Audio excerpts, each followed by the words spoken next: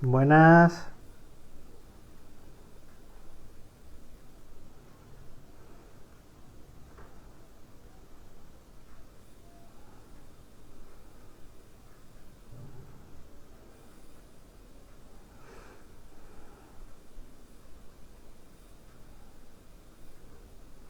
Bueno, estamos aquí para hacer un directo con Manu Corbus Bruxo sobre, bueno, va a ser un poco locura, pero las conexiones o más bien las intersecciones, que además él lo ha dicho muy bien, entre magia y brujería con el folclore, lo popular y el cristianismo. Casi siempre, además, nos centraremos mucho en lo católico, pero vamos, no de manera exclusiva. Y le doy paso ya para que entre y se presente con nosotros.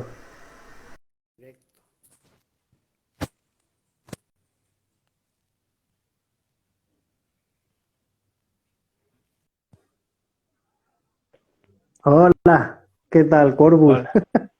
Espérate, que ahora tengo que volver a colocar yo. Vale, aquí estamos. Bueno, pues muy buenas tardes. Buenas tardes a ti, buenas tardes a todos los que nos estáis viendo y saludos también a los que luego nos veáis en diferido, porque el vídeo, si nada lo entorpece, se quedará guardado. Así que de verdad que gracias a todos por estar aquí. Eh, bueno, pues como decía, vamos a hablar de un tema a veces un poco controvertido. Eh, Antes de que entremos en faena, dejo que te presentes brevemente. Yo ya adelanto que, bueno, pero brevemente, que si no se nos va la hora. Yo adelanto porque he querido hacer este directo contigo y ahora te dejo que tú también te presentes por ti mismo. Él es Manuel Corbus, lo podéis seguir en varias redes sociales y bueno, yo te conozco principalmente porque bueno, hemos coincidido en grupos, hemos coincidido en Instagram y en otras redes y bueno, las cosas que tú comentas, compartes, etcétera, suelen tener que ver con el tema del folclore y trabajas además o estudias la magia y todo lo que le rodea desde una perspectiva que yo diría que es muy llana, muy y no por ello, no de una manera no profunda, al revés, pero sí que tienes como un intento por lo menos de aproximación a algo muy próximo. No te vas a la gran China, sino que estás mirando, estás atento a lo que se cuece a tu alrededor. Y eso es lo que a mí me parece interesante.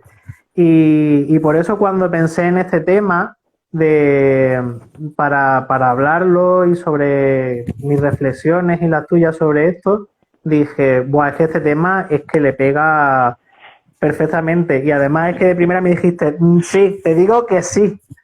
Así que bueno, cuéntanos tú, ¿quién eres? Cuéntanos un poquillo para que te conozcan. Bueno, yo soy Manuel o Manu, me llamo en las redes Manuel Corbus o Corbus Bruxo. Y nada, soy un chaval de Barbate, Cádiz, tampoco tengo mucho misterio ni hago nada grandilocuente como tú has dicho. Y nada, soy un chaval que durante mucho tiempo ha sido reconstruccionista celta y ahora pues me he visto más abocado a tirar al trabajo con el territorio en el ámbito de magia y eso pues me lleva a investigar más el folclore que tengo más a mi alrededor y el mundo de superstición que hay más a mi alrededor y el mundo espiritual también, pues porque me considero animista y politeísta. Y nada, pues entonces me he visto medio obligado por la naturaleza del folclore que hay en mi tierra o cercano a mí, a investigar el folclore cristiano, aunque no me considero cristiano y nunca lo he sido, de hecho, siempre me considero pagano.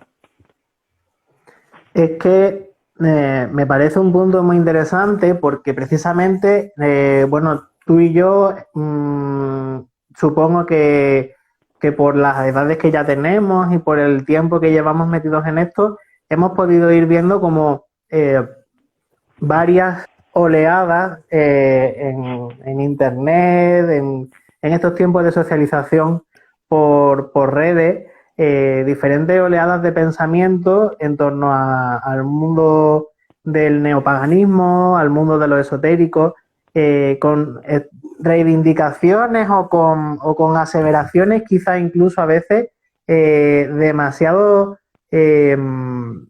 separatista respecto a ciertas cosas. Es decir, se ha hablado mucho, ¿no? Se ha hecho cierta guerra, por ejemplo, a nivel espiritual en algunos momentos en el paganismo español de no, porque nos dicen que España es cristiana y no sé cuánto y bla, bla, bla, y no es así porque tenemos un pasado pagano y es verdad todo eso. Pero hay gente que parece que olvida que efectivamente está todo ese sustrato, todo ese pasado pagano que es importantísimo y del que por supuesto necesitamos para entender todo lo que hay después, pero también hay 8 siglos de religión musulmana. Antes que la religión musulmana tenemos un estadio ahí de religiones cristianas, es decir, de cristianismos varios que en plural, que no era el catolicismo y que luego es verdad que llevamos 5 siglos de catolicismo impuesto en el territorio de lo que ahora se llama España y que también trae una serie de elementos, de influencias y al final lo que diga el cristianismo dogmático oficial, bueno, los dogmas oficiales, pero en el caso de España, concretamente el católico, que depende del Vaticano, es que luego eso no es la realidad de al pie de calle de lo que vive la gente. No es la fe ni la práctica de la gente, cristianos y no cristianos, porque al final incluso los más paganos estamos imbuidos de muchísimos conceptos que vienen del judeocristianismo y de la vida, digamos, del mundo europeísta, centroeuropeísta, occidental. Así que siento que hay que hablar un poco de esto y de tomar conciencia, porque hay paganos que es como, no, no, no, no, no, no, no, no, no, a mí no me hables de tal, tal, tal. Entonces, vamos a reflexionar, vamos a hablar un poco de cómo se relacionan estos elementos, independientemente de lo que digan las instituciones o determinadas personas, y vamos a hablar cómo lo vivimos. Cómo lo vivimos nosotros, cómo lo vemos, cómo lo sentimos y que, no sé, en fin, y por supuesto invitamos a todos los que nos veis a que preguntéis, a que hagáis comentarios y nos digáis también vuestras reflexiones. Te dejo que hables, que me he puesto aquí como un papagayo y no te he dejado. Adelante. No, a ver, yo estoy de acuerdo. Lo primero es que, perdón, yo empecé en todo esto por algo que no tenía absolutamente nada que ver con la espiritualidad, que era por investigar mis raíces y demás.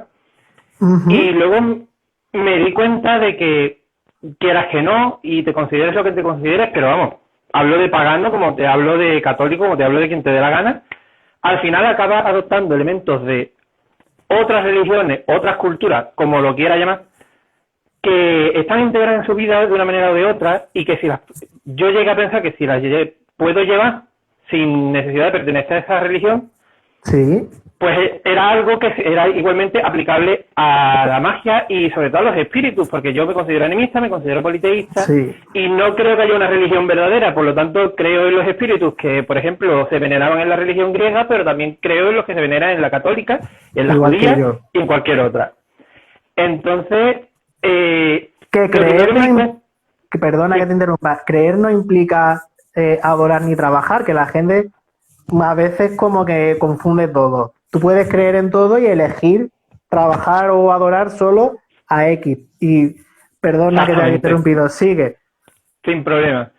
Entonces, pues eso, que acabé viendo que había una serie de influencias que se estaban ignorando, tanto mayoritarias, que se quiere ir contra ellas por ser algún tipo de establishment, como minoritarias que no se hablan. Siempre se tiene conciencia, por ejemplo, de la presencia sefardí en la península ibérica, lo cual es normal, porque incluso el nombre sefardí hace referencia a la península ibérica, porque es de Sefarad, es como llamaban a la península ibérica, bueno, como la llaman, y por ejemplo no nos damos cuenta del sábado de Sabbat, por ejemplo, ¿sabes? No somos conscientes, estamos aquí que si el lunes por la luna, que si el martes por el dios Marte, que si el miércoles por Mercurio, el domingo ya es otro tema, y por ejemplo nunca nos acordamos de ese Sabbat, por ejemplo.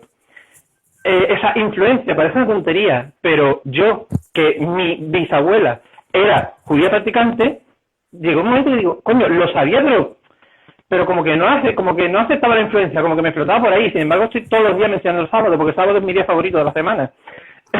Y estaba relacionándolo con Saturno, y estaba relacionándolo con ciclos agrarios, y con los muertos, y con todo, por mi influencia pagana, y luego yo decía, coño, ¿y los judíos qué, no? Y el domingo es una referencia cristiana, y así estamos con todo. Entonces llegó un momento que dije, mira, si yo quiero utilizar el folclore de esta tierra, y por esta tierra nuevamente hago referencia a Andalucía, que lo digo sin ninguna vergüenza, aquí atrás, pero sobre todo de mi parte, ¿no? De la zona de Cádiz y la región del estrecho de Gibraltar y demás, no puedo ignorar las religiones abrahámicas, no puedo ignorar religiones paganas, pero que originalmente no fueron nativas de aquí, como la fenicia. No puedo, entonces tuve que tirar de eso, y fue es un ejercicio de reajuste absoluto, y yo entiendo que cuesta, y por eso entiendo que hay mucha gente que lo niega, pero vamos, que si se quiere honestidad en la espiritualidad, y aquí me voy a poner un poco cristiano, pero es un poco como que los espíritus al final lo acaban viendo todo. Entonces yo creo que es el sitio donde más honestidad tienes que tener, duela o no duela, cueste o no cueste. Y en ese sentido yo lo tuve que hacer, o sea, yo me chirriaba los adentros cada vez que me ponía a rezar o dejar ofrenda a entidades que originalmente su folclore o su área geográfica de influencia estaba en el norte de la península ibérica, que se puede, que no digo que no se pueda. Claro. Pero me iba a un bosque de aquí al lado y decía, y los espíritus de aquí al lado y los espíritus de este territorio, ¿qué hago? Los dejo por ahí tirados, ¿no? Porque no era solo en mi altar, me iba al bosque, me iba al acantilado de al lado de mi pueblo. Y me parecía un ejercicio muy hipócrita por mi parte. Y poco a poco me fui desbancando de eso y trabajando más con el territorio. Y ahora creo que, ahora mismo no estoy en un punto que no estoy en ninguna religión en concreto, pero si volviese a una religión o volviese a un reconstruccionismo, creo que ya no dejaría de trabajar con los espíritus del territorio. O sea, me parece ya indispensable como parte de mi espiritualidad, independientemente de la cultura de los dioses a los que yo adore. Me parece, o sea, yo comparto tu situación y tu parecer en ese sentido, porque una vez que empiezas a establecer esos vínculos, o sea, te abres a una realidad que ya difícilmente puedes ignorar. Entonces, yo he pasado por ese estadio y estoy metido en ello totalmente.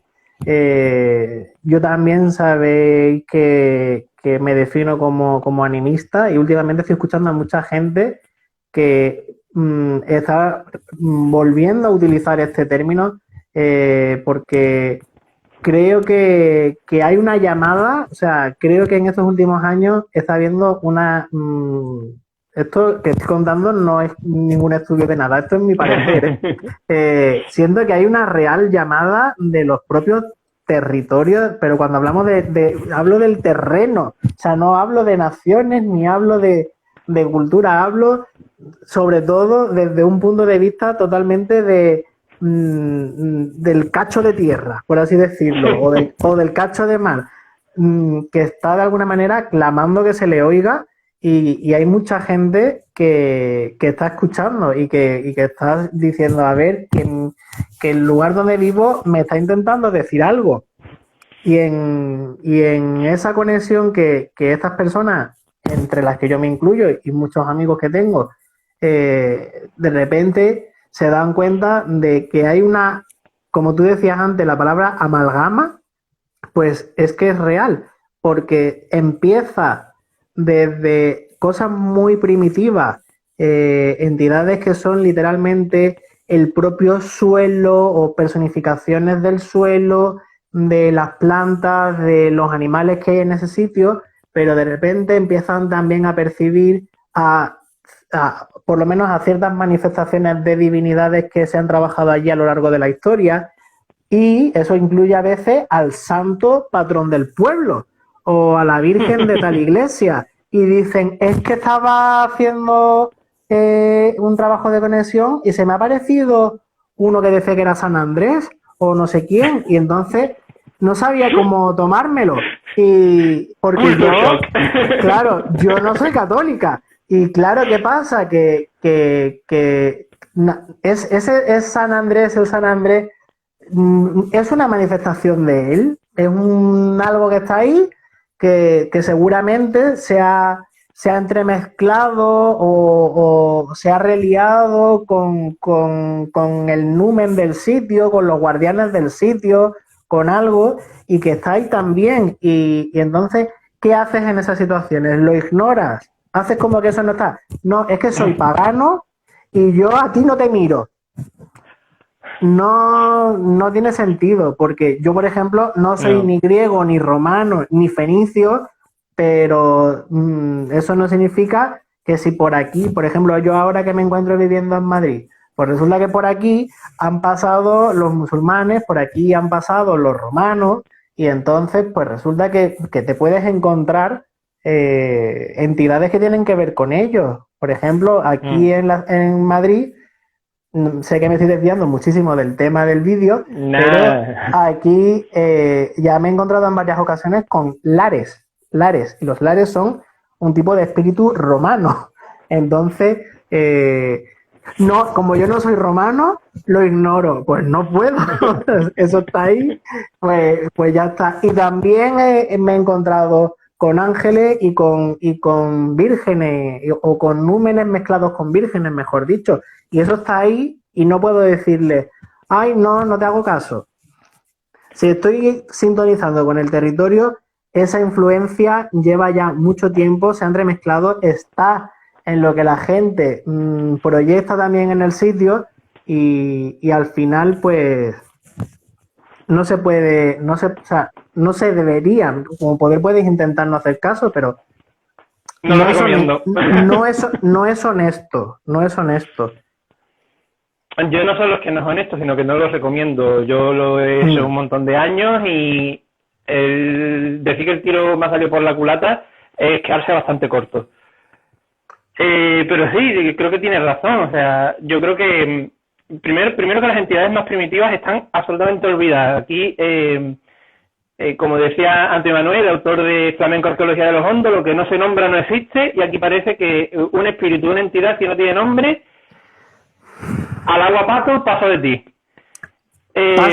Pasa eso que tú dices, porque no conocemos la lengua de los que estaban aquí antes de que llegaran las influencias externas. Y de hecho, tú, por ejemplo, que te mueves en la zona en la que tú te mueves, hay cosas que probablemente ya estaban de antes y que las nombramos por los nombres con los que se sincretizaron con entidades de los fenicios, etcétera. Es decir, cuando hablamos de la Tarté, de toda la zona de Cádiz, Huelva y Sevilla, estamos hablando muy probablemente de una divinidad de la tierra, de una diosa numénica o algo así, que estaba allí ya de antes y que tenía sus propios símbolos, como se puede ver en el Tesoro del Carambolo, y que se le dio el nombre de diosas que venían de fuera a falta de otra palabra.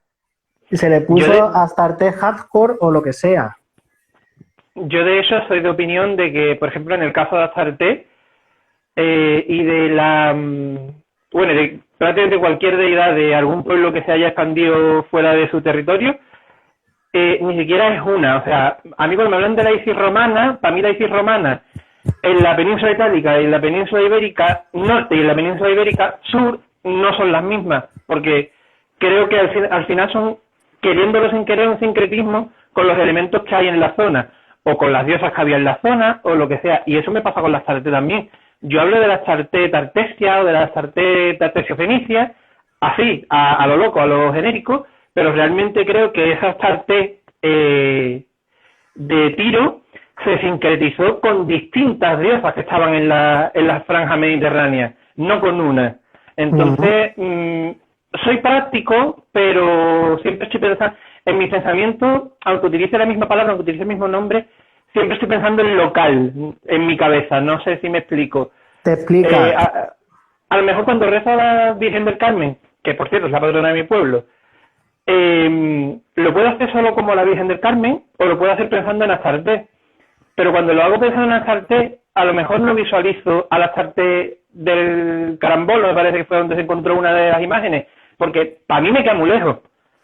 Yo pienso más en una imagen que se encontró por Gadir o por cerca de Gadir, o pienso en el famoso templo que se suponía que podía ser de Astarte de Luciferifanum, creo que se llamaba, y otras cosas. No pienso en elementos, por ejemplo, que se encontraron en zonas de Sevilla, porque yo Sevilla no la pienso desde yo que sé hace cuánto, con todo mi respeto, evidentemente, claro, y con sí. todo, pero no creo que sea la misma.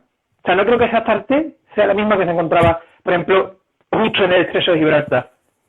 Yo, por ejemplo, para lo que tú cuentas, y por lo menos hasta donde me llega a mí la percepción, he tenido que incluir en mi experiencia animista la concepción de simultaneidad de la unicidad y la multiplicidad. Fíjate lo complejo que acabo de decir, simultaneidad del uno y de lo múltiple. Y precisamente, eso me va a tener que explicar, pues es tan sencillo como que en la realidad en la que se manifiestan estas entidades es posible concebir a Astarte como una única cosa, en todas partes como una sola, y al mismo tiempo entenderla como un montón de individualidades, es decir, la simultaneidad de la unicidad y la multiplicidad. Nosotros no podemos, hay muchas facetas de mí, pero yo no me puedo expresar de 20 maneras diferentes al mismo tiempo porque estoy limitado en un cuerpo físico. Pero en la realidad en la que viven este tipo de entidades, esa limitación física no está. Entonces, claro, ella puede entenderse como un todo abstracto y se puede entender como un montón de múltiples identidades y además cada una con su propia personalidad, sus propias características y su propio todo. Entonces, para mí, comprender esta expresión que te acabo de soltar así a lo burro, cuesta, pero me ayuda a entender muchas situaciones. Perdona que voy a leer algún comentario que hay por aquí que, por ejemplo, Fran ha puesto: trabajar con el territorio es sinónimo de aceptar lo que llegue y descubrir cómo se relaciona todo. Practicar eso y no aceptar una entidad perteneciente al cristianismo o cultura influyente no tiene mucho sentido. Pues lo que estamos diciendo. Pregunta Sonia, bueno, Witch Ravena, ¿qué opináis de aquello que dicen de que Astaroth es Astarte? Bueno, no me quiero extender por ese lado, pero pasa lo que acabamos de contar, o lo que acabo de decir yo ahora mismo. Es un sí pero no y un no pero un sí. Es decir, el Astaroth que ha producido, por así decirlo, el judeocristianismo ya lleva tanto tiempo que es una entidad real, tiene cierta partícula, cierto componente de Astarte porque se basó en una malinterpretación de ella, así que un punto de ella lo tiene, pero Astaroth no es Astarte. No sé si se me entiende. Cuidado. Problemas de directo. Nada. A ver, estoy intentando pasar. Si las Ese preguntas las sería vas a el tener que mirar tú concepto. porque yo estoy como a 500 kilómetros del móvil. Nekoji dice, ¿sería ese el concepto del que habla el catolicismo de la Trinidad? Un poco sí, un poco va por ahí un poco ¿Puedes tiro. repetir la pregunta? Que ¿O si el este, comentario? sí, dice que si el concepto este de la simultaneidad, dice, ¿ese sería el concepto del que habla el catolicismo de la Trinidad? ¿Se le podría aplicar? Se podría aplicar. Entonces, Se podría aplicar, pero yo creo que no exactamente. no exactamente, pero bueno, para los creyentes podría entenderse. Yo es que la Sí. Trinidad ya la entiendo también, es que yo a la Trinidad la entiendo como tres entidades separadas. O sea que quiero a ver si... ¡Ay! Vale. Vamos a intentar redirigir el tema al punto que queríamos originalmente. Partíamos de que efectivamente tenemos un sustrato o sea, en realidad ya no es un sustrato, es toda una lo diré bien, estratigrafía, toda una estratigrafía de sustrato sobre otro, sobre otro, sobre otro, de elementos y del que estamos totalmente impregnados desde que nacemos, aunque queramos escapar de ello. Y todos los elementos de nuestra cultura están influenciados por eso, aunque la gente no lo sepa, aunque la gente no sea consciente de por qué se hace esto, se hace lo otro. Y partíamos de que, aunque ciertas religiones digan este es el dogma y hay que cogerlo así, cómo luego esa religión o ese dogma se dispersa por el mundo y se fusiona con la cultura propia de cada zona, hace que haya muchas versiones o muchas prácticas de lo que es el cristianismo y además del catolicismo popular, que no tiene que ver con el dogma y que, por supuesto, está muy unido al folclore local, tiene un carácter totalmente local y regional, no es algo de carácter universal y que además bebe mucho de las raíces anteriores y es muy interesante. Entonces, tú, por ejemplo, ya estabas hablando antes de esa Virgen del Carmen y de las relaciones que tiene con todo ese sustrato de culturas que se remontan a hace 2000 y 2000 y pico años y más atrás,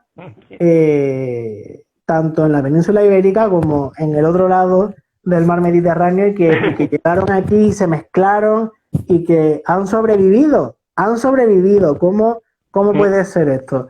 Y cuántas cosas, cuántas prácticas hacen muchísimas personas a nivel de su casa, a nivel de su barrio, eh,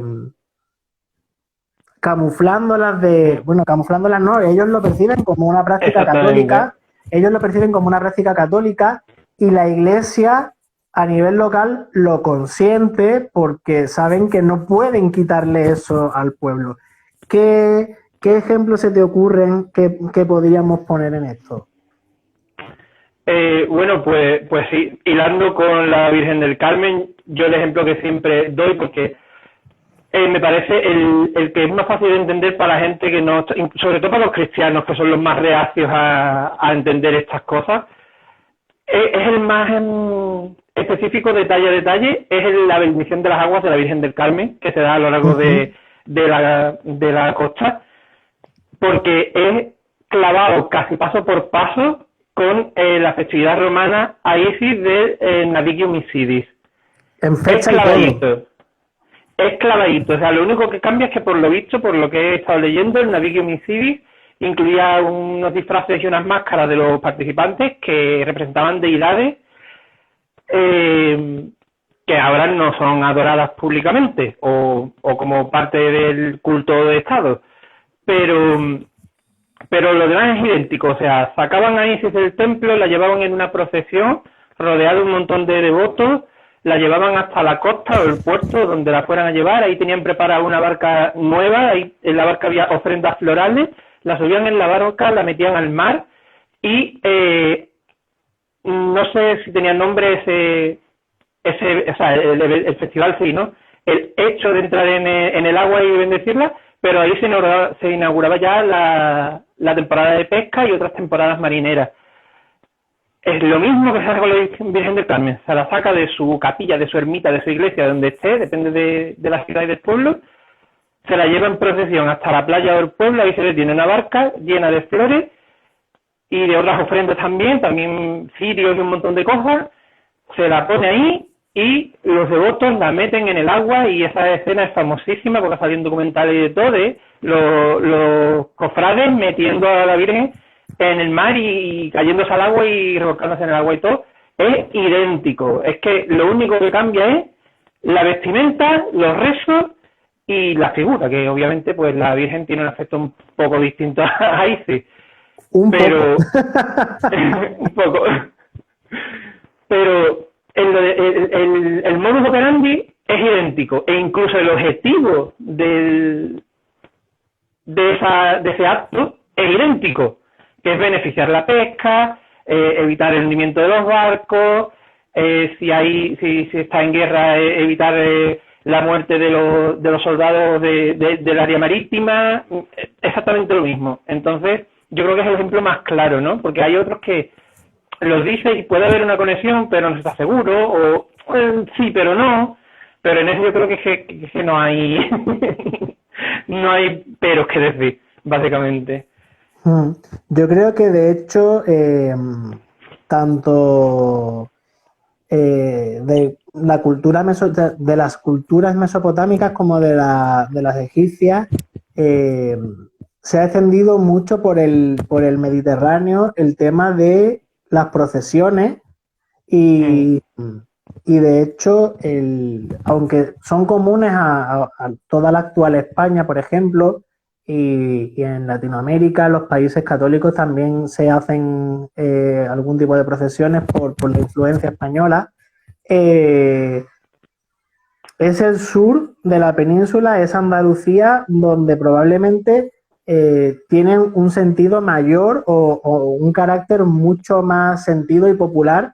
Y por ejemplo, cuando yo estoy impartiendo mis clases de historia del arte, de arqueología, a muchos alumnos les sorprende, por ejemplo, ver todo el tema de las procesiones egipcias, a las imágenes y otro tipo de procesiones que se ha llevado a cabo en Mesopotamia, en Grecia, en Creta, y me dicen, pero si es que parece Semana Santa. Y les digo, y es que ¿de dónde os creéis que vienen las cosas? ¿De dónde os creéis que vienen las cosas? ¿Qué os creéis? Que cuando Jesús se murió dijeron, vamos a montar la Semana Santa y montaron un trono. No fue así.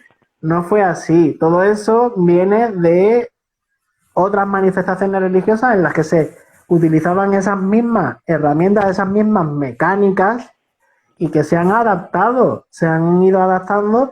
Y sobre todo, ¿por qué no se hacen procesiones religiosas en otros países que también son católicos o de algún otro tipo de cristianismo? A ver, hasta donde yo sé, no son, que yo recuerde, yo no tengo memoria, si las hay, no son tan llamativas, desde luego, tan conocidas, pero en algunas partes de Italia me parece que se hacen así también. Yo no he visto procesiones, por ejemplo, en Irlanda o en Reino Unido o en Francia. Es decir, las procesiones básicamente las he visto en el sur de Italia, en la zona de Nápoles y eso, con quienes compartimos muchísima influencia cultural, y en España, sobre todo en el sur. Sí. Y en los sitios que ha influido. Pero nadie dice, me he ido de Semana Santa a ver los tronos en Alemania. No. No. Entonces, ¿qué es lo que está pasando aquí? Pues que eso es algo de la cultura, del sustrato cultural que ya había en esta zona y que es de donde viene. Hola, Hardware, que acaba de entrar. Hola, Hardware. Sí, estoy totalmente de acuerdo, y aparte es que es algo que se estudia en antropología, por eso yo pienso que todas las personas que no te voy a decir que tienen una religión, pero que tienen una religión a lo mejor un poco más minoritaria, que la tienen que trabajar, deberían de tener unas nociones de antropología. Yo no soy antropólogo, pero vamos, ni a la universidad de oyente, pero sí que he estado leyendo sobre el tema y sí que veo, por ejemplo, el tema de los cambios de paradigmas culturales, religiosos, etcétera. Yo aquí me voy a arremetir, no sé ni lo que digo ya. No sé ni lo que iba a decir, pero bueno, me quedo con una frase de una cantante que me encanta que se llama Keral Laoz, en colaboración con Califat 3x4, que dice: cambian las formas pero nunca las maneras. En plan, cambia el paradigma, cambia el objetivo, cambian los nombres, las formas, las formas me refiero a las representaciones, pero la mecánica se sigue considerando útil, sea porque no se puede extirpar del paradigma anterior, o sea porque simplemente consideran su misma utilidad y por lo tanto lo que hacen es cambiar el concepto pero mantener la mecánica.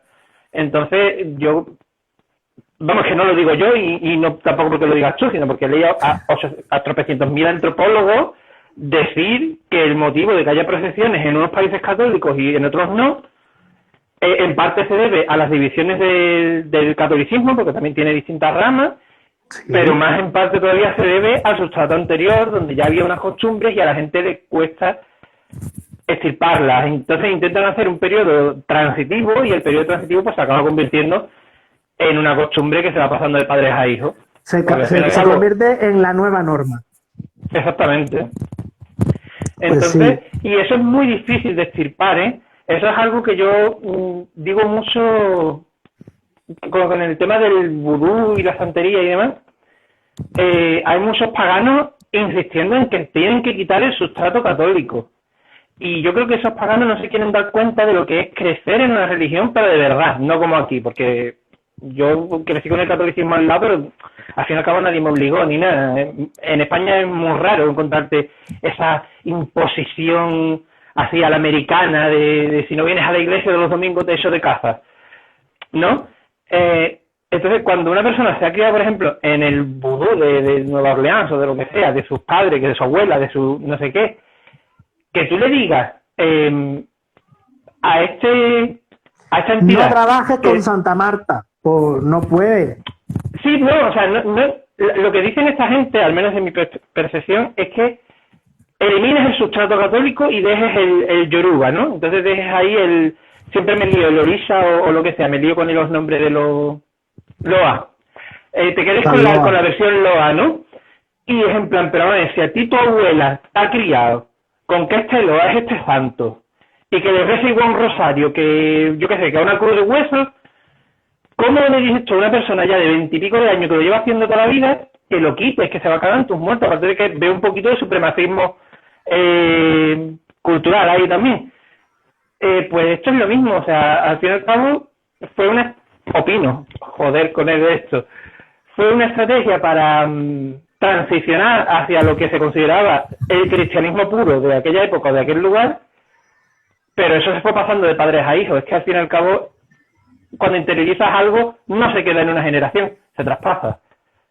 Entonces, yo ya eliminar eso, incluso decía cosas como ay, Dios es mío, por no decir Dios mío, digo, pero ¿qué más da? Si es una expresión, si en verdad no estoy pensando ni en Yahvé, pero vamos, ni en Yahvé, ni en Lugus, ni en nadie, ¿sabes? Pero tenía ese trauma que tenemos muchos paganos con deslígate del cristianismo. Y yo al fin y al cabo no es que me tenga que desligar, es que a mí nadie me ha inculcado el cristianismo. Yo crecí en un hogar ateo y el único catolicismo que tengo inculcado es el que viene por cultura.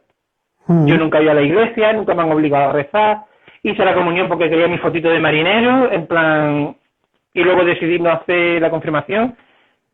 Yo no tengo que desligarme del catolicismo, porque el catolicismo es parte de la cultura y no lo voy a negar.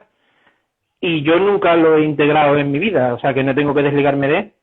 No lo has integrado, es que aunque tú no quieras, hay cosas, o sea, hay maneras de hablar, como tú decías, hay cosas del lenguaje, hay cosas de por qué descansamos los domingos, de por qué, que es ya, o sea, está integradísimo en nuestra cultura, y por mucho que tú digas que no, al final, cuando llega diciembre y celebramos por mucho que yo celebre el solsticio de invierno o Yule o lo que quiera, luego yo tengo mi cena de Nochebuena y mi día de Navidad con mi familia y mi día de Reyes y no es que yo, venga ya, ¿a quién No sé queremos si engañar? absolutamente. ¿A quién queremos engañar? O sea, que son elementos que por supuesto la Navidad no nace del cristianismo, pero que la manera que tenemos de celebrarla y de muchas cosas, hay muchísimos elementos que ya se han quedado ahí, que como hemos dicho, han pasado a ser parte de la nueva normalidad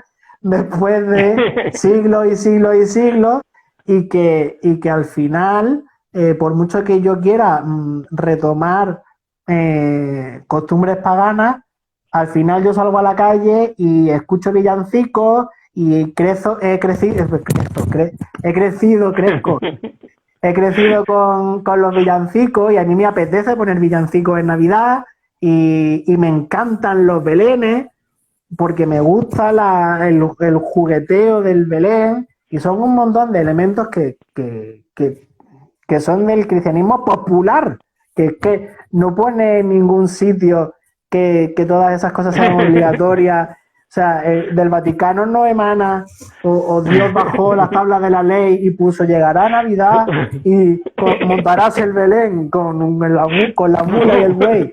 No, todas esas son prácticas populares que son fantásticas y que si nosotros como personas que tenemos un interés particular en la espiritualidad y en la magia, no les hacemos el asco y el desprecio, sino podemos elegir no trabajar con ellos, pero podemos entender que están ahí y que estamos imbuidos de eso y que si queremos y nos sentimos cómodos, podemos participar de ello en la medida en la que nosotros también vayamos viendo.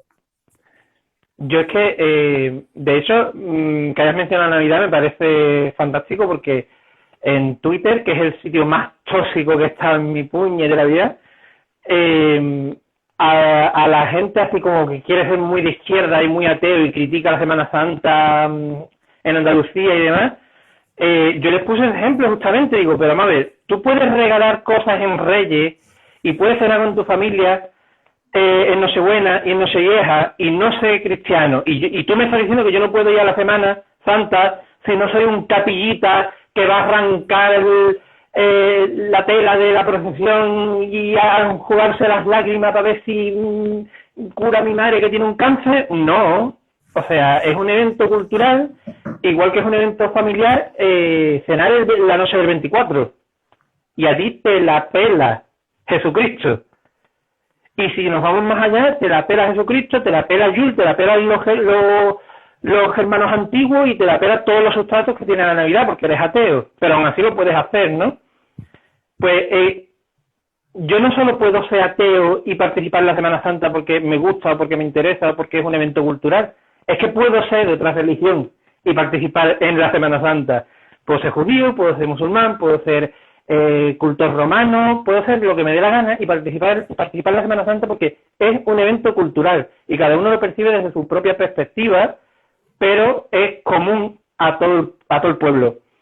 Eso a mí me parece imprescindible en un mundo donde la espiritualidad no necesariamente es el factor común y donde incluso cuando lo es, no es la misma religión, puesto que en la mayor parte de sitios, pues, bueno, en la mayor parte de Occidente por lo menos, se ha terminado la guerra activa entre religiones, aunque sigue habiendo estos problemas estos roces entre religiones, la guerra activa se ha terminado, entonces no participa solo de los eventos de el culto que se ha impuesto, que está impuesto en ese momento, y cuando gane otra guerra, otro emperador que pertenece a otra religión distinta, vamos a cambiar de fiestas otra vez. No, entonces entender que Esperemos. entender que los eventos religiosos se han quiero utilizar una palabra pero no me sale, pero bueno, han sido sustraídos de su exclusividad religiosa, yo creo que es imperante para que vivamos en una sociedad como vivimos ahora, porque es la forma de que el que sí es católico, el que es de otra religión el que celebra Hanukkah porque es un judío, el que no cree en nada, pues por ejemplo, se junte el 24 o tengan todos fiestas más o menos, o sea, fiestas entendido como no trabajar, en fechas similares, en momentos similares, y encuentren un motivo para esto, porque si no, si tuviésemos que esperar algo religioso, el pagano querría celebrarlo un día, el cristiano otro, y el ateo que no sé cuándo coño querría celebrarlo. Entonces, creo que entender que se le ha quitado la exclusividad de estos fenómenos a la religión de origen, sea cual sea, es indispensable. Y eso es lo que no entiende mucha gente tampoco. Entonces, eso también a la gente le cuesta mucho entender que yo tengo dos tipos de aproximaciones al folclore, la que es cultural, por interés cultural, por mi tierra, por mi antepasado, y la que es por interés propio, espiritual, etcétera. Pero es que la gente, yo creo, que aunque diga que no, considera a los espíritus símbolos, incluso el que dice que no los considera símbolos, o como mínimo instrumentos, si realmente cree en ellos. Y por eso creo que tienen esa especie de osadía de decir, tú no, bicho, ¿sabes? Cuando tiene este tipo de contacto del que hemos hablado antes. Porque puedes decidir no rendir culto a una deidad, no puedes sentir una llamada y decir, bueno, pero tus valores no corresponden conmigo, o lo que sea, ¿no? Pero tú no porque eres de una religión que no me gusta, yo creo que en el fondo responde a que hay una instrumentalización de los espíritus y que el humano y que esa persona sigue teniendo una visión antropocéntrica al fin y al cabo de la espiritualidad, a pesar de lo que dice alejarse del cristianismo. Sí. Y funcionalista, porque me he dado cuenta, yo mismo he tenido que pasar un poco por ese proceso de dejar de intentar entender que todas las entidades de la naturaleza y todo eso tienen que cumplir con determinado trabajo. O sea, no es así. Y tenemos como esa... ¿Y tú para qué sirves? Pues si no me sirves, fuera. Pero creo que hay algo más terrible que lo hemos dicho antes, porque tú dices, vale, puede pasar que alguien se encuentre con que le sale una virgen o un santo y diga, yo no comulgo con lo tuyo. Si en realidad hace un buen trabajo de comprensión, entenderá que esa entidad no tiene absolutamente nada que ver con lo que diga el Papa en Roma. Estamos hablando de una entidad local que se muestra y que tiene tintes de un santo o de una virgen porque se ha ido mezclando, pero no tiene nada que ver con la religión, tiene que ver con una expresión animista de lo cultural que se ha combinado allí con la propia tierra. Pero bueno, da igual, puedo decir a alguien, no, es que yo no soy cristiano y no quiero trabajar contigo porque eres un santo, me parece bien. Realmente aquí lo fuerte es que haya personas que digan, no te veo. O sea, hay gente que niega ese tipo de cosas, o sea, que se encuentren con ese tipo de entidades. Porque dice que es una alucinación. Sí, y que diga no, o que incluso digan, no, en realidad era una ninfa que se me ha parecido como si fuera una virgen, que podría pasarte, pero creo que la ninfa se te puede mostrar como ninfa si tú crees en las ninfas sin necesidad de hacerse pasar por una virgen. Exactamente. Entonces, es que tela, el tema se las trae. Perdona, te interrumpí. No, habla. Sí, es que yo creo que también la gente tiene que entender que muchas veces la expresión de estas entidades, con la expresión me refiero a la manera de presentarse, la vestimenta, incluso el comportamiento. Sí. Viene desde el humano o sea, de la proyección humana hacia el espíritu y no al revés. Entonces, yo cuando veo una virgen, ahora, antes no, yo no digo, ay, la Virgen Marina, yo estoy fino también, la Virgen María, la Virgen María en una manifestación de tururú, no, esto no es lo mío porque yo no soy cristiano. No, yo pienso en un espíritu que tiene una presentación femenina y que su última manifestación o la manifestación en la que ha decidido ponerse conmigo porque la entiendo mejor es en un estilo barroco como muchas vírgenes son, ¿vale? Que tiene toda esa vestimenta, ese manto y esas cosas, muchas vienen de influencia directa barroca y las esculturas de Semana Santa y demás.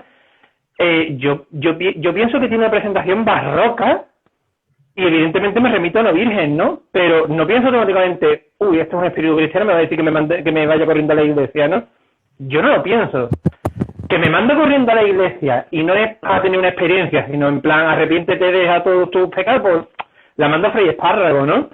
Pero a lo mejor me pide otra cosa. A lo mejor me exige otra cosa, o me dice que aprenda algo, o me dice que vaya a la iglesia, pero por una cosa completamente distinta. Que no sea que empiece ahí todos los domingos, ¿me entiendes? A lo mejor dice, vete tal día y mira lo que se cuesta ahí ese día, por ejemplo. O mira, que resulta que allí hay un lugar de poder y a lo mejor te conviene conocerlo. Exactamente.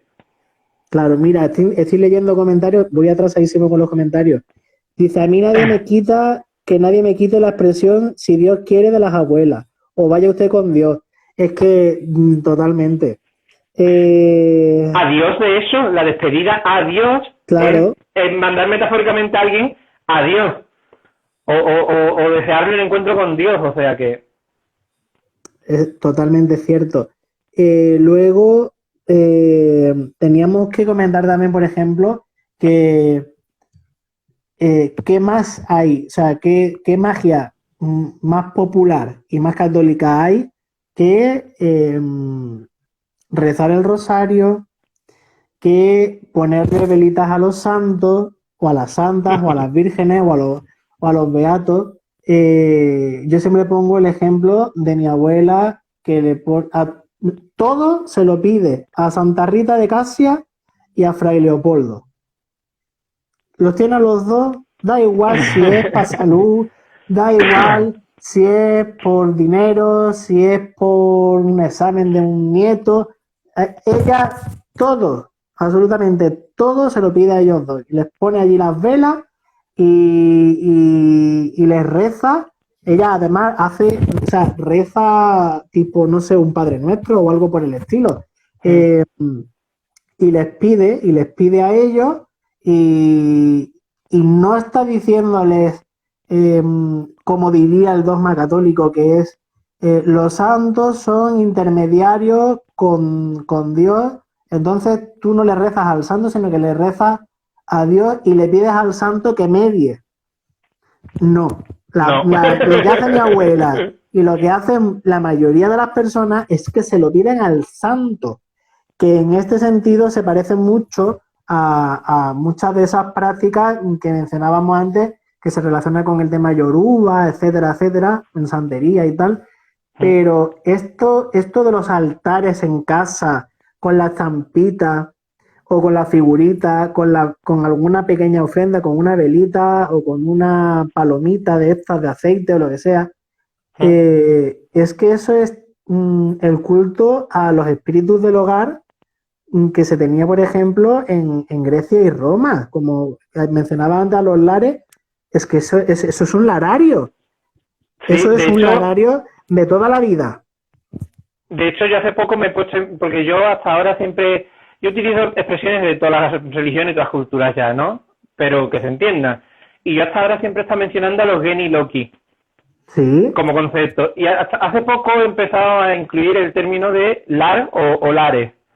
Y he empezado a investigar sobre ellos, porque sé que hay de distintos tipos y demás. Y no son pocos los antropólogos que dicen que los lares de, por ejemplo, una ciudad entera fueron sustituidos por el santo patrón. Por ejemplo. Y son antropólogos que no solo están titulados, porque yo ya me he dado cuenta de que está titulado no siempre es garantía de fidelidad y de ética, pero sino además antropólogos, historiadores, etcétera, que tienen buena consideración en la profesión. O sea, que no es un señor cualquiera inventándose teorías para ver si se hace famoso de casualidad. Y muchos dicen eso. O también, o el santo que hay en una casa, o en una barriada incluso. Que eso se da mucho en Andalucía, en otros sitios también se dará, supongo, pero no tanto. El barrio de la Macarena, ¿sabes?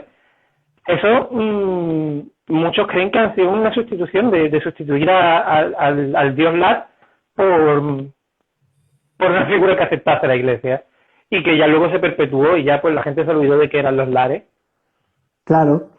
Bueno, los lares que dan también mucho de qué hablar porque, como tú decías, los hay de muchos tipos y de muchas...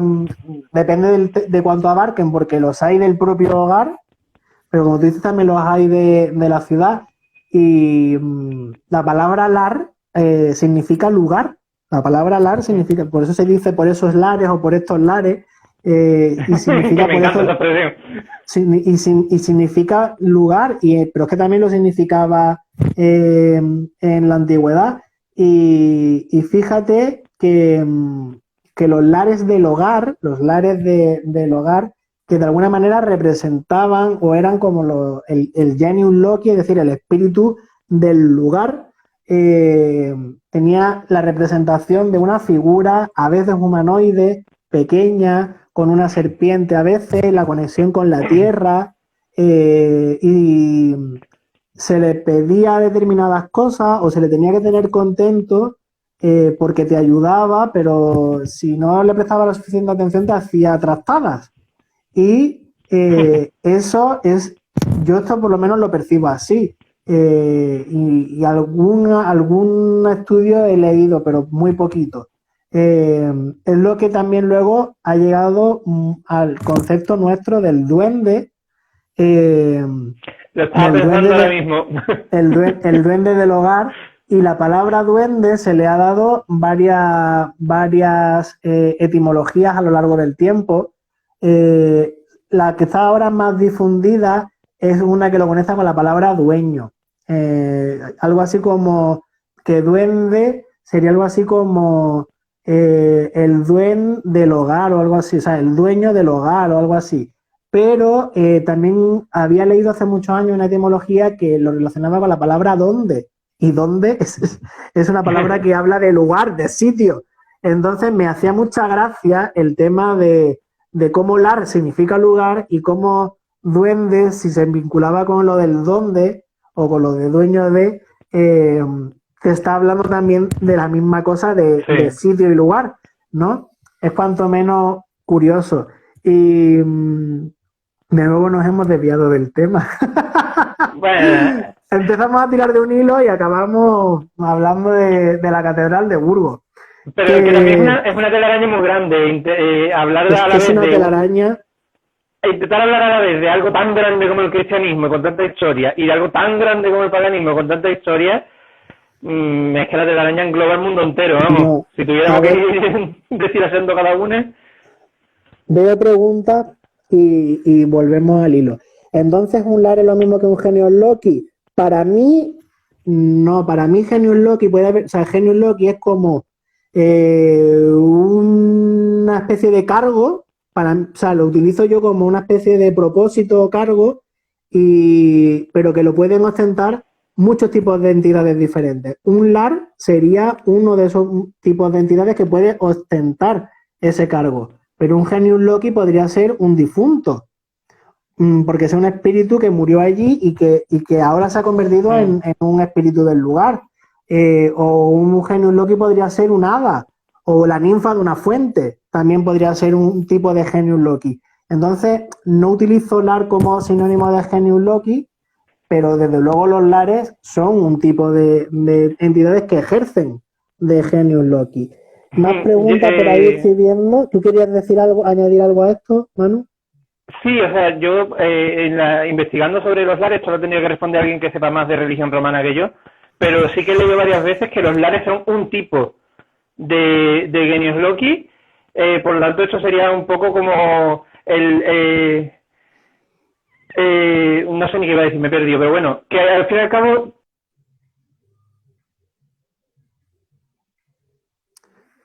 no sé, ahora te he vuelto a recuperar. Uy, no sé qué ha pasado. A ver, un momentito, no se vaya a estar quedando esto sin batería. No, todavía le queda un poquitillo. No sé qué ha pasado. Bueno, pero hoy hemos recuperado conexión, que te habías perdido un instante. A ver, porque te estoy escuchando desde el móvil. Vale, pues se te escucha mejor ahora que antes. Ay, vaya por Dios. Lo Sí, que pero se que yo no te... te escucho casi. Vaya, pues, a ver, espérate, que estoy leyendo. Aquí hay una pregunta más. Una pregunta, por si la podéis tratar. ¿Y la costumbre de que si no le das al santo lo que promete, entonces te castiga o te lo quita? Pues yo creo que es que viene un poco también de todo eso, de esa idea que se tiene de los tratos con los espíritus del lugar, de hacerles ofrendas o de tenerlos contentos cuando se les pide algo. Yo creo que viene un poco todo de lo mismo. Ah, entonces Yo creo Black no que, yo, tiene por qué ser el genio loco. Habla, no habla. sé si... Ah, no, respecto a lo que ha dicho antes de lo del santo, que si no le das lo que quiere te castiga y tal, yo es que creo que con todos o con casi y todos los espíritus, al fin y al cabo hay una relación casi simbiótica. Entonces, Claro. yo creo que te exige algo y te ofrece algo a cambio y viceversa, y también se da la relación inversa, o sea, hay muchas curas incluso que le piden a un santo que pare una tormenta porque está destrozando una cosecha y la tormenta no para y el cura agarra al santo y lo tira al pozo y deja que le llueva a ver si sufriendo pues decide hacerte caso, ¿no? En plan, ahora te acepta a ti a ver si lo para. O sea que O realmente le atan los huevos a San Cucufato. entonces es una reacción un poco, si no simbiótica, pues de quid pro quo. Y yo creo que siempre ha sido así, incluso con los dioses antiguos. Mira, yo, por ejemplo, en este sentido, creo que las entidades te exigen si saben que te pueden exigir. Pues yo creo que también depende mucho de cómo cada uno enfoque su relación con las entidades, por lo que yo llevo visto, porque yo es que, por ejemplo, yo no soy de ir buscando pedirles cosas, sino que muchas veces son las entidades un poco pues, cuando hablo sobre todo de divinidades, ¿no? Las que de alguna manera me van llegando y no sé qué. Y yo siempre digo, yo soy así, yo no me voy a hacer devoto de nadie, yo no voy a estar todo el día pendiente ahí detrás tuya, ni nada de nada. Que tú quieres, tú ya sabes a lo que tú te atienes. Yo te puedo poner una velita, puedo hablar de ti muy bien, puedo escribir sobre ti en mi libro de las sombras. Es decir, que no vas a quedar ahí como en el olvido total. Pero yo no voy a de repente hacerme aquí un devoto y no sé cuánto. ¿Tú quieres seguir? Sí, pues ya sabes lo que hay. Y lo que hayamos ido, o sea, para lo que hayan venido, me lo dan y lo que hayamos dicho, lo reciben, pero no soy ya un incondicional ahí, que me quito por Isis o por Odín o por quien sea. No, no, no, oye, pues mira, pues una vez me pasó no sé qué con Senna o con Hécate o con quien sea y me pasó tal, estupendo, una anécdota de mi vida, pero no me he convertido yo ahora aquí en el sacerdote de ninguno de ellos, ¿entiendes? Ya. Entonces yo creo que si tú ya bajo la predisposición, que es una cosa que a mí, por ejemplo, yo no comparto esa manera de pensar ni de vivirlo, es decir, no digo que esté mal, pero desde luego no me gusta no, es que yo le he prometido a la Virgen que si me cura o me ayuda con X o con aquello o con lo que sea, me voy a ir descalza, con los ojos vendados, de rodillas, toda una procesión detrás de ella. Digo, yo pensando, digo, ¿y qué necesidad hay de todo eso? O sea, a mí que nadie me pida. Primero que dudo que la Virgen llegue y te diga, si te lo cumplo, tienes que hacerlo. Yo creo que ya va la gente con la disposición de que tiene que hacer algo muy sacrificado, muy horroroso y muy de eso a cambio.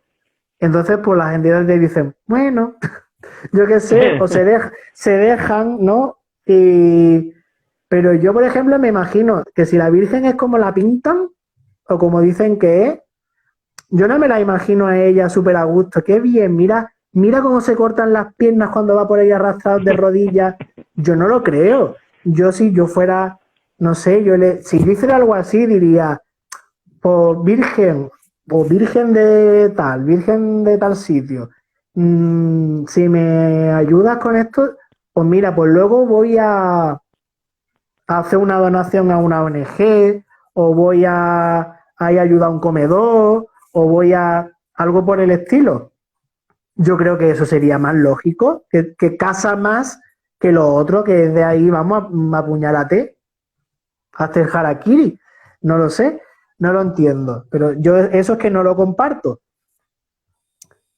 Yo es que creo que muchas veces Esa forma de ofrenda, de sufrimiento, creo que va más predispuesta en... En la persona que en la entidad. Sí, a ver, obviamente, si estás pidiendo algo grandísimo, o sea, si estás pidiendo algo que casi rompe las leyes de la física, casi, y a lo mejor esa entidad sí se puede nutrir a lo mejor de sufrimiento, pues a lo mejor sí que te pide un sacrificio donde sufras, ¿no? Hasta cierto grado, pero creo que muchas veces van más en la idea de que tenemos que sufrir para llegar al cielo, según ciertas corrientes cristianas, que en que la entidad realmente lo quiera, porque yo que sé, tampoco voy a hablar por la Virgen porque no me sé toda la historia bíblica y tal, pero yo sé que hay muchas versiones que si la dolorosa, que si no sé qué, que yo que sé que a lo mejor el dolor le sirve de ofrenda, no lo sé, pero es que también yo también he visto mucha gente hacerlo con santos y es en plan, pero a este santo o a esta santa que yo qué sé, que se tuvo que cortar las tetas y pegarse 3 puñaladas para que no la violaran, ¿de qué va a querer tú que tú te fajes los brazos ahora? Al contrario, ¿no? Pero no sé, yo creo que va más en eso, yo creo que va más en la predisposición cristiana que en la necesidad de la entidad o en qué tipo de beneficio, porque no lo sé ni voy a intentar comprenderlo, obtiene de una ofrenda, sea ofrenda por dolor o sea simplemente que pongan una vela. Yo no sé qué beneficio tienen, pero lo quieren. Y yo no creo que esos santos o muchos de esos santos realmente se beneficien de tu dolor. Claro. Pero como muchos cristianos no tienen, entre comillas, conversaciones con las entidades... Te lo iba a decir, digo, claro, es que estas personas, como no... Es que vamos a ver, hay una cosa aquí súper importante, y es que, a diferencia de otros sistemas religiosos, o nosotros que hablamos de tú a tú con todo, en determinadas ramas del cristianismo, y muy particularmente en el catolicismo oficial dogmático, se niega la parte esotérica y la práctica de los fieles. Es decir, se les restringe, se les dice a ellos que lo único que pueden hacer es rezar. No se les permite, es decir, es como, no, ya luego los curas y los otros son los que van a mediar por ti y los que van a conseguir los actos, pero tú por ti mismo no puedes, a menos que luego pases a la parte popular.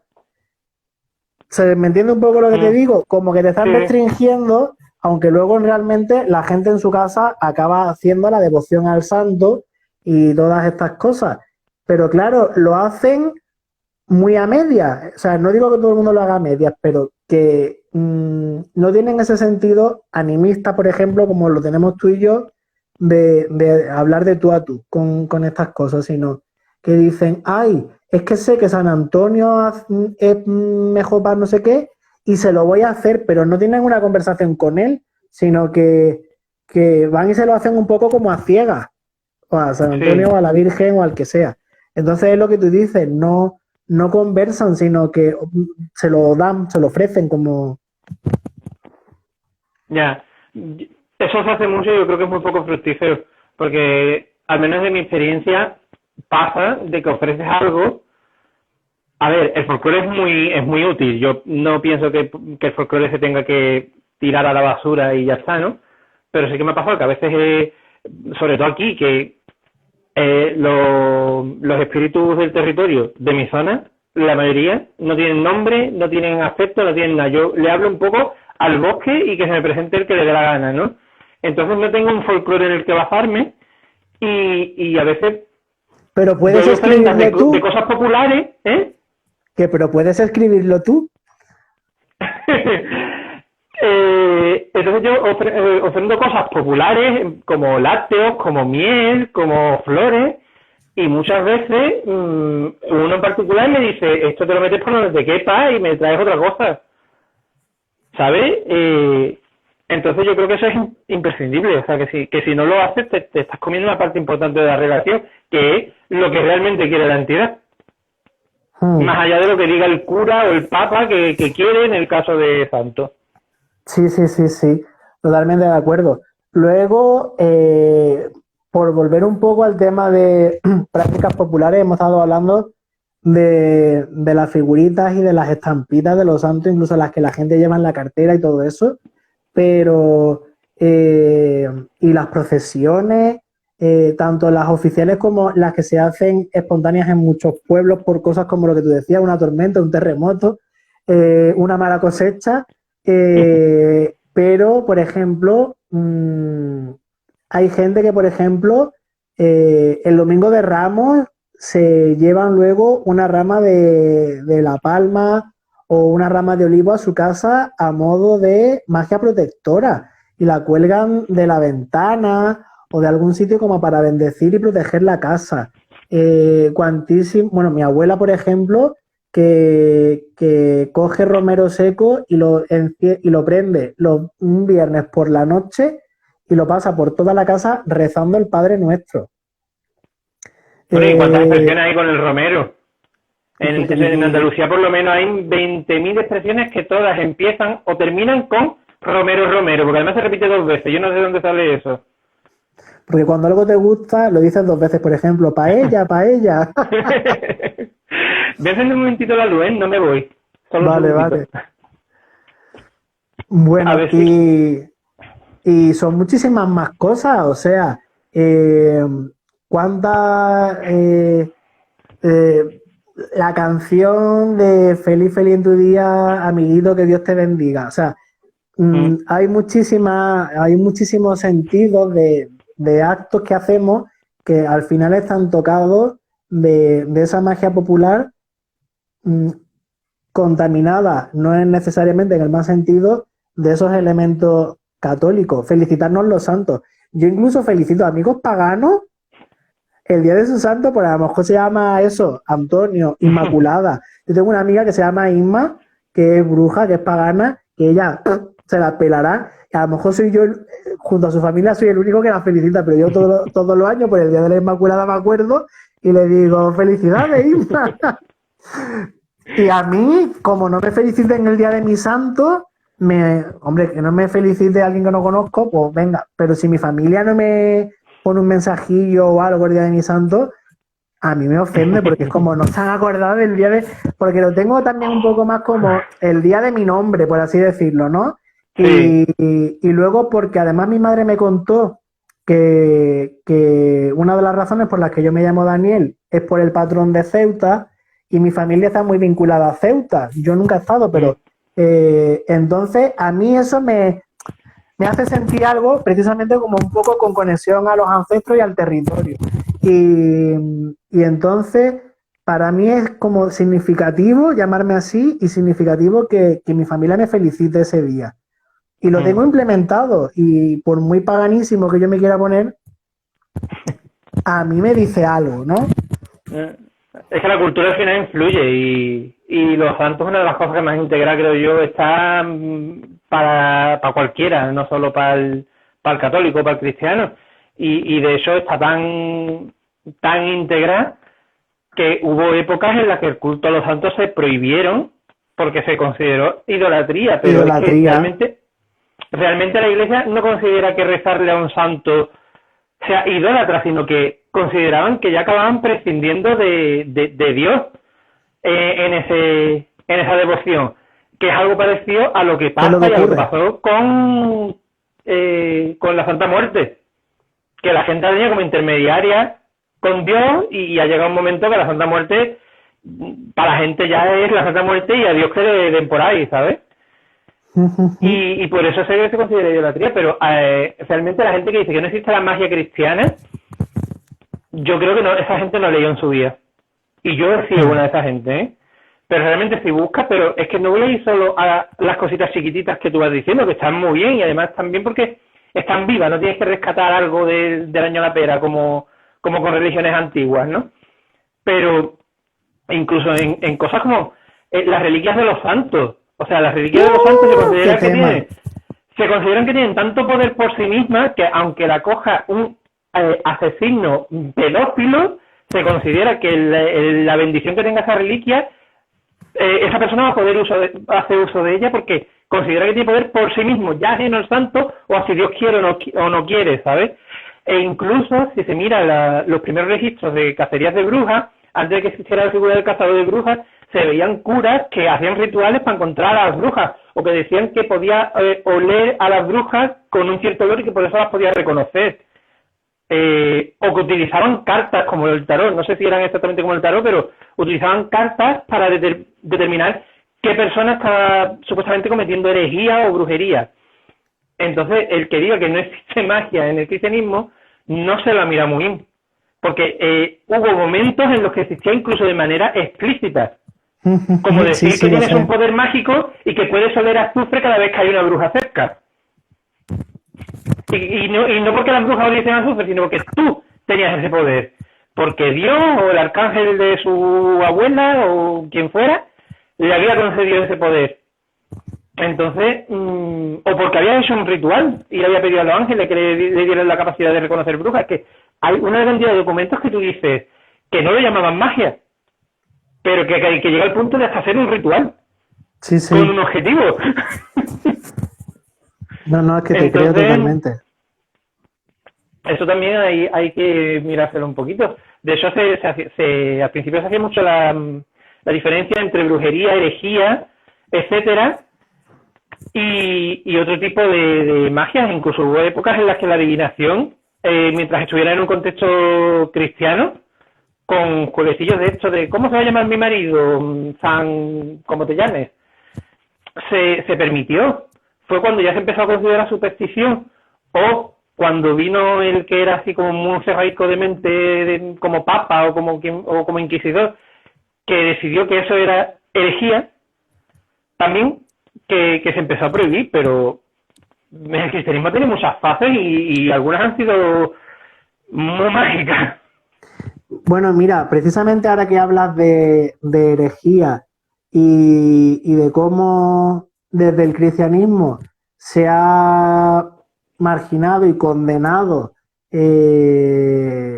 prácticas que en ese momento no consideraban dogmáticas o que consideraban externas a ellos, eso me trae a la contemporaneidad, y era una de las cosas que tú sabes que quería hablar contigo precisamente, y era la reflexión que hacíamos de cómo las personas que por elección o por la vida que han tenido están muy o tienen elementos que pertenecen al cristianismo y al catolicismo, incluso aunque tengan una práctica más amplia, pueden a veces encontrarse que no encajan ni en un sitio ni en el otro, porque evidentemente hay personas que porque en su casa se practica brujería, una brujería popular que no tiene nada que ver ni con los movimientos neopaganos, ni con las Wiccas, ni nada de eso.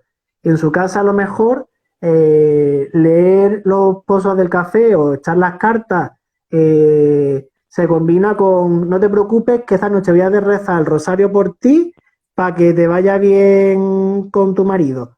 Cosas de esas prácticas que son totalmente de una brujería muy popular, o que yo, por ejemplo, si quisiera de manera consciente hacerlo, que también tengo, como por ejemplo yo soy mago del caos, puedo hacer en ese sentido lo que en ese momento yo sienta o decida o me parezca.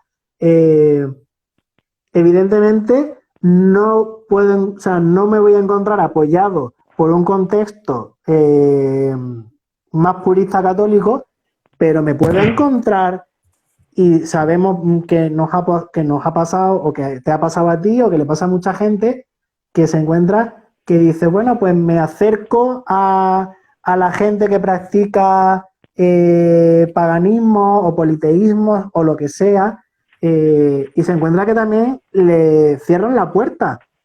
Y entonces, porque a pesar de que el paganismo actual intenta luchar contra la idea, el estigma cristiano de todo lo que no sea cristiano es pagano, y decimos, no, porque el paganismo significa que somos gente del campo y no sé cuánto, y no tiene que ver con lo que ellos dicen. Sin embargo, son los paganos muchas veces los primeros que dicen, aquí se admite de todo menos cristianismo o menos religiones abrahámicas. ¿Qué pasa aquí ahora? Le diría. Yo es que para empezar hago una diferencia de base muy fuerte entre magia y religión. Obviamente pueden interconectarse. Hay muchísimas interconexiones.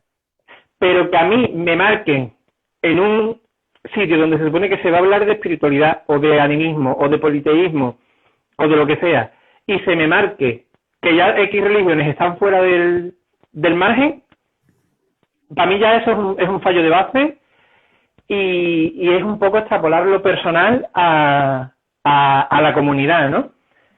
El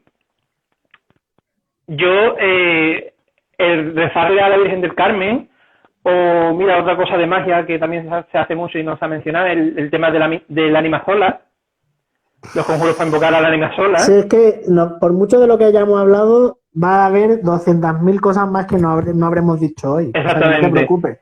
No te preocupes. Para mí eso es parte de mi animismo y para mí eso es parte de mi politeísmo. O sea, en politeísmo, para mí entra la Virgen del Carmen, entra Astarte, da igual si se cruzan o no, y entra Ataesina también, ¿me entiendes? Entonces, tenemos mucha tendencia a considerar que si una religión oficialmente es monoteísta, tú ya no puedes tener a sus figuras, a sus espíritus, o su deidad principal como parte de un panteón mayor. Eso es una absoluta patraña, tanto a nivel histórico como a nivel personal. Entonces,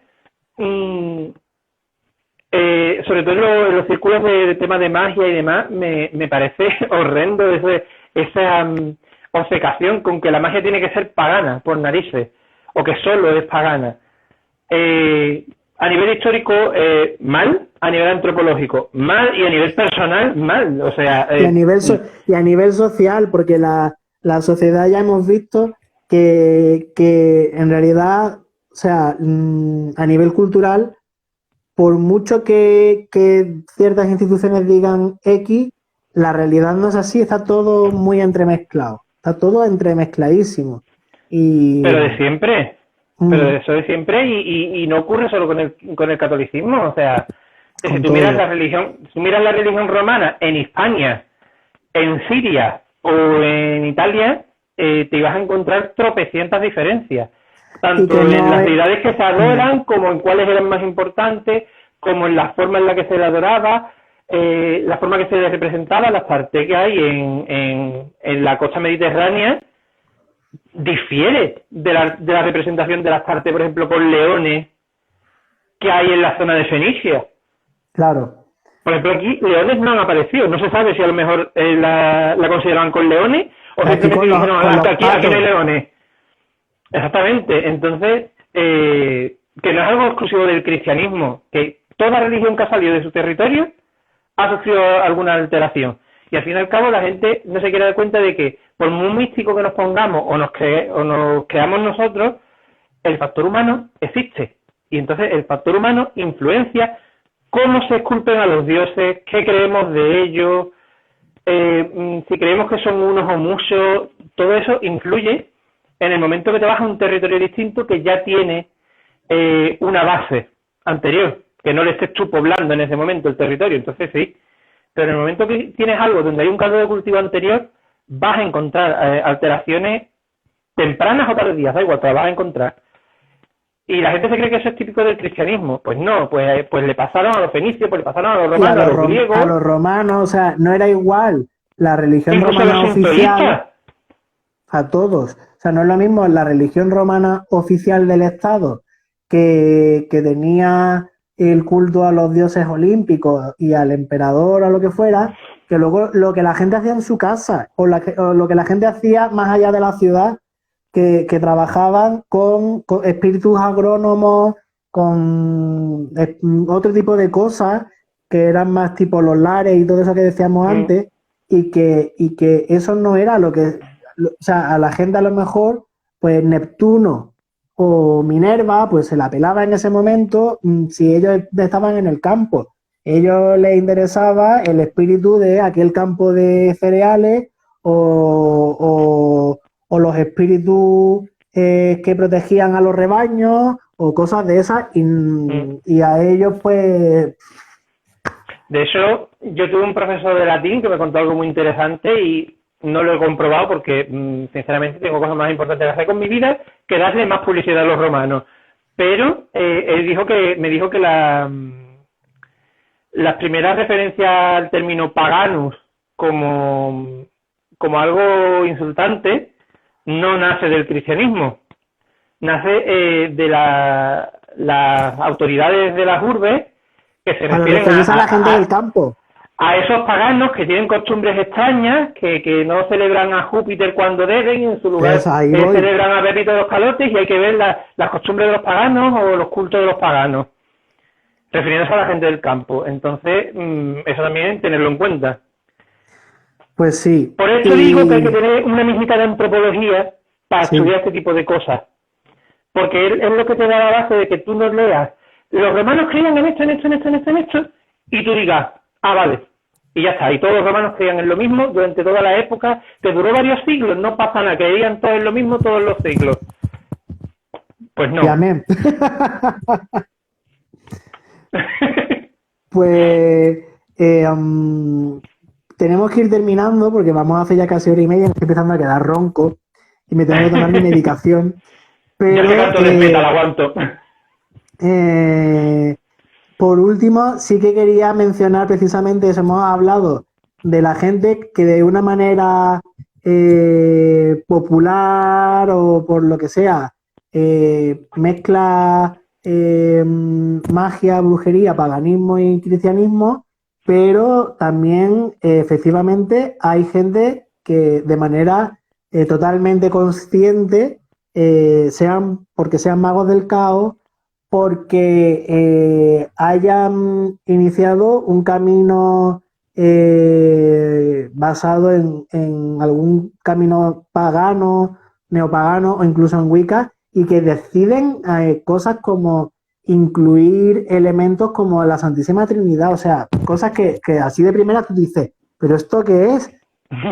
Yo antes me escandalizaba más, ahora me escandalizo menos y a esas personas las considero que si lo hacen entendiendo lo que están haciendo y han sabido colocarlo todo en su sitio y que no intentan imponerle nada a nadie, sino que es su cosa personal o lo que sea, yo les digo, soy unos valientes, me parece muy bien, y si os dicen que lo que estáis haciendo está mal, no hagáis caso, porque si tú lo quieres percibir así, o sea, si tú quieres celebrar los 8 sábados, pero en vez de llamar al dios y a la diosa, para ti quieres llamar a la Santísima Trinidad, pues mira, yo qué sé, yo no lo haría, pero si a ti te funciona y a ti te viene estupendo, pues ole tú, y yo voy a defender que tú puedas hacerlo si tú quieres.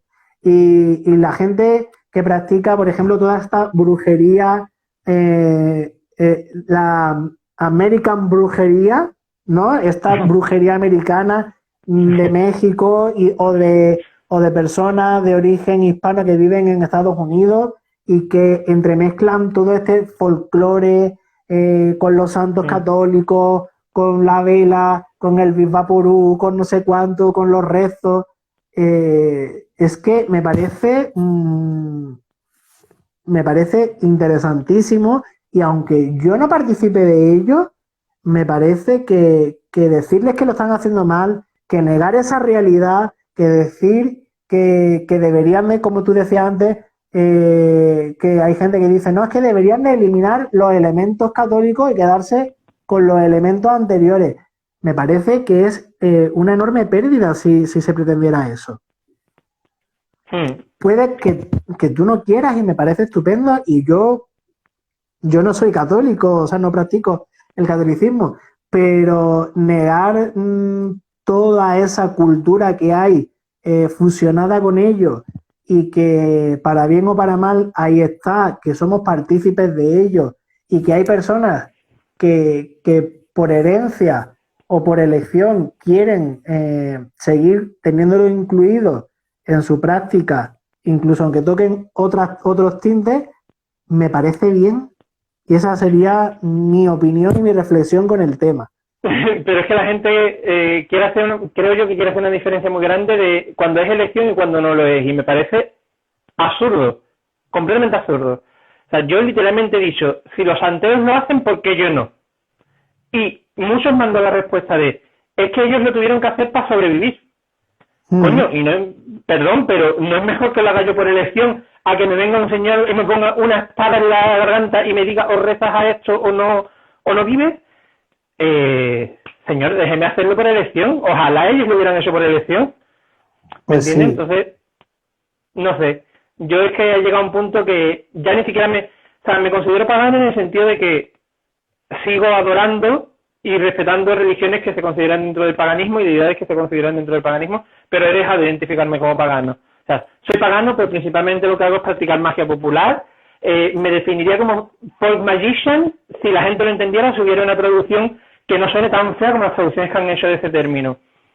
Pero eso, o sea, ya llega a un punto que esa separación de pagano y cristiano, como si en el paganismo estuviera todo revuelto, o como mínimo fuera parecido, yo no lo encuentro así. Y te voy a decir más, en referencia a lo de si lo hace por supervivencia o no, esos mismos que adoran, por ejemplo, los dioses romanos, no tienen en cuenta que muchos de los dioses en ese panteón vinieron de Asia Menor, etcétera, y los integraron porque les salió de el papo, no fue por supervivencia, fue porque convenía, porque interesaba, porque venía bien para el imperio, lo que fuera.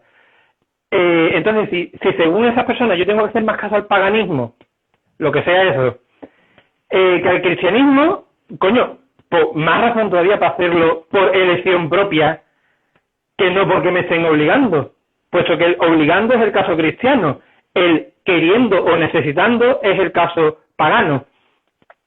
Pues no, ellos no quieren entender eso, pues bueno, yo sigo mi bola como siempre. Pues mira, de tus palabras y de lo que yo he dicho antes, extraigo como punto final para el directo de hoy que quizá lo más importante y lo más interesante es no dejarse llevar solo por lo que opine o deje de opinar la mayoría o lo que impongan ciertos dogmas, sino tener sobre todo sentido común y tratar de saber discernir, es decir, aprender a discernir, sobre todo, ¿no? Si tú haces una cosa entendiéndola, si tú no simplemente asumes lo que te dicen lo de Wicca tal o lo de cristianismo cual, sino que tú empiezas a discernir, entiendes todos los elementos y tú generas tu propia aproximación a la espiritualidad, entendiendo por qué eliges hacer esto con esta entidad, por qué eliges hacer esto con este procedimiento en vez de con este otro, por qué eliges rezar en vez de aquello. Si tú lo haces sabiendo y entendiendo lo que significa todo, no es el problema. ¿Y qué más da? ¿Y qué más da? Pues Manu, muchísimas gracias por este rato, a ti, por invitarme. Por el esfuerzo que has hecho para estar aquí. Yo me lo he pasado muy bien, me he quedado afónico. Cuando quieras hacemos otro, hablamos de esta o de cualquier otra cosa. Y a los que nos habéis visto en directo o en diferido, os damos las gracias y os invitamos a otra ocasión. Pues nos vemos. Muchas gracias. A ti.